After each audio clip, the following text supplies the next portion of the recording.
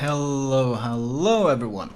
So, Wargaming have announced that the IJN gunboat line is not only final, but will also be released in 0.7.8, which is of course the next upcoming patch. The Harugumo that I've already covered is in fact final, so nothing is changing. And what you saw in my vids is what you're going to get in the released version. Now my personal opinion on this is that the ship is going to be quite brutal to deal with for the average player, as it's literally a mini Wooster with a smoke, making it a very frustrating foe. But we'll see how it goes. I mean, obviously I recommend the Harugumo, there's no point to cover it again. The last vids I've made are all, even though they say work in progress, it's the final version because nothing will be changed. I consider the Harugumo insanely strong, and I would be surprised to see a lot of them popping up once the patch is live. Today though, I'll be featuring a ship many of you will probably unlocking straight away, thanks to all the XP you've saved up on the Akizuki, and that is the Kitakaze. In this commentary I'll be running two different builds, both quite viable on the ship. The one you're seeing right now is what I consider the default Akizuki build, meaning literally you just move your captain from the Akizuki to the Kitakaze and you'll do great. It has survivability expert, that's why I have so much health. It has concealment expert, that's why my stealth is so low, and IFHE. The final 3-point perk has always been quite flexible on both the Akizuki and on the Kitakaze. Anything from demo expert to superintendent to even BFT is perfectly fine. Now, the ship has gotten some significant buffs since the last time I covered. The last time I covered the Kitakaze was a while ago, and the ship has certainly been buffed since then. And this will be the final version of the Kitakaze, and I will be comparing it to the Akizuki in detail. Health-wise, it's almost identical to the Akizuki. It only gains 300 health. However, in terms of maneuverability, it gains significant buffs. Not only does it have a whole 1 second faster rudder shift, but more importantly, it's 3 knots faster, sitting at 36 knots, whereas Akizuki does 33. So if you add in a speed flag and the speed boost, it means that the Kitakaze avoids one of Akizuki's greatest weaknesses, which is the very slow speed, as it can easily cruise around at over 40 knots. I think I do like 40.8 in this vid in just a second. So the turning circle on both these ships is a mediocre 730 meters, which is pretty much, that's on par with the IJN gunboat experience. They want them to be extremely clumsy. What you might notice, of course, is the guns are, well, at first glance they're identical. You have the same 12.5 km range, you have the same DPM, but of course the Kitakaze can naturally slot the hugely important tier 9 3 million module, which gives you a 12% reload buff, which is recommended for this build. So in essence you gain a 12% DPM buff, that's how it works. And of course with IFHE and this newly improved pen on these 100mm IJN guns, the Kitakaze can quite comfortably shred anything it faces. Like, well, you saw me shred battleships, you saw me shoot cruisers, it doesn't really matter. You can go from target to target and you can just shred them all. And this is of course with the stealth build, but to be fair, I am extremely low health, so AR, which is of course also highly recommended for this build, is naturally kicking in quite heavily here.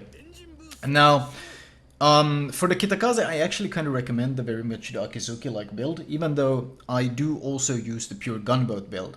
And the gunboat build is what I use on the Harugumo. It trades concealment expert for AFT, and it trades survivability expert for demo expert, making it a pure gunboat. You trade some effectiveness against DDs, especially in the Kitakaze, for increased firepower. It's not necessarily that good on the Kitakaze, because the Kitakaze actually has a really good stealth. It synergizes much better with the Harugumo because the Harugumo stealth is so bad, but the Kitakaze in fact has superior stealth to the new Akizuki. It has 5.9 km stealth with a full concealment build. You can see the speed here when I'm sailing straight lines. This is something the Akizuki could never do, and this is certainly something the Kitakaze can do. So, with this combination of improved DPM, improved stealth, improved speed, it's kind of like a super Akizuki. You're all around just a great threat against everything. You're flexible. It doesn't really matter what you shoot. You see a battleship, you start shooting HE at him, and because, well, this improved penetration, you just shred them. And note that this is, of course, this is with the stealth build that I'm playing right now. And, well, he goes down, this game ends in the victory, I think it was a Kraken. This is the gunboat build, and of course, if people, well, even regardless of build, if DDs pick fights with you, they usually regret it. I mean, I think it's a Fletcher that decides to pick a fight with me here, and you don't really want to fight the Kitakaze. The Kitakaze is really scary, especially if you run the gunboat build as I'm doing here. Like, the raw DPM you pump out, AP might have worked fine against the broadside, but I tend to prefer the HE, because you just start fires and you shred all the modules, and the DPM is so disgusting that no one really wants to take these fights. Like, this Fletcher regretted this fight quite heavily. So, extremely strong at what it does. Just extremely versatile, extremely strong at pretty much everything it does. And the ability to basically just switch targets to anything you choose is a huge advantage. I mean, because of the penetration. You deal the same damage you dealt to the DD, you deal to the cruiser, you deal to the battleship, you deal to everything. And when you go low HP and AR kicks in, you also become a pretty nasty fire starter as well. So the Kitakaze is just very, very strong. The AA is slightly better than the Akizuki's end tier, but you don't have defensive AA, so you struggle against planes unless you build heavily for them. Even then, though, you're never gonna do as well as a DD that has a defensive AA. So it's just worse. Even though your AA is better, the fact that you tend to face higher tier carriers more often means that ultimately you probably end up worse overall. And then, of course, another significant change that we still need to highlight, besides, of course, the speed and the DPM and the concealment advantages, is the torpedoes. You're no longer limited to the 10 km torps you had on the Akizuki. The Kitakaze has access to the Type 93 Mod 3 12 km Shimakaze torps. And with the reload booster, as you can see me using here, you can throw out 12 of these Shimakaze torps. Now, the reload on these torps is incredibly nasty. It's like 170 seconds, I think, so it takes absolute ages. It's almost 3 minutes you have to wait between torp volleys. But these torps do give the Kitakaze a lot of threat against multiple targets, and because of the playstyle, because of it's so heavily gun focused, you don't really need to hit many torpedoes.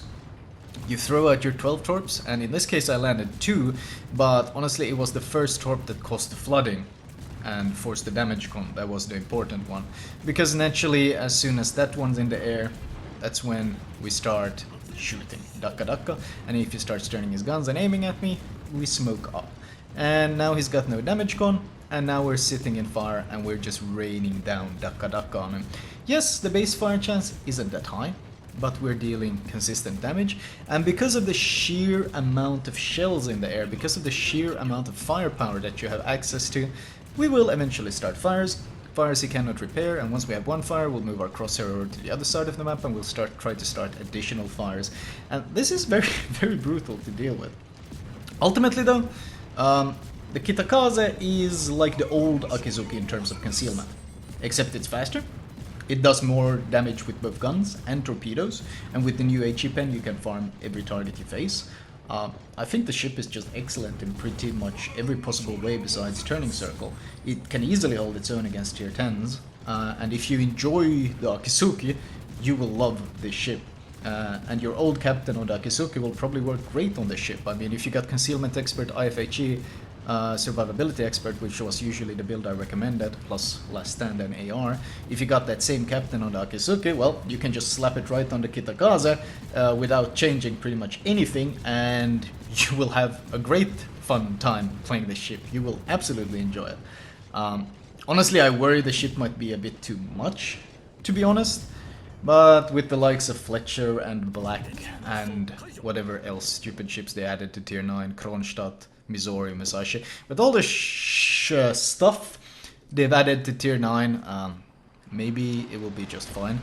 But it's certainly not a weak ship, and I would absolutely put this ship on the borderline overpowered line, because, well, it's just a really, really good Akizuki.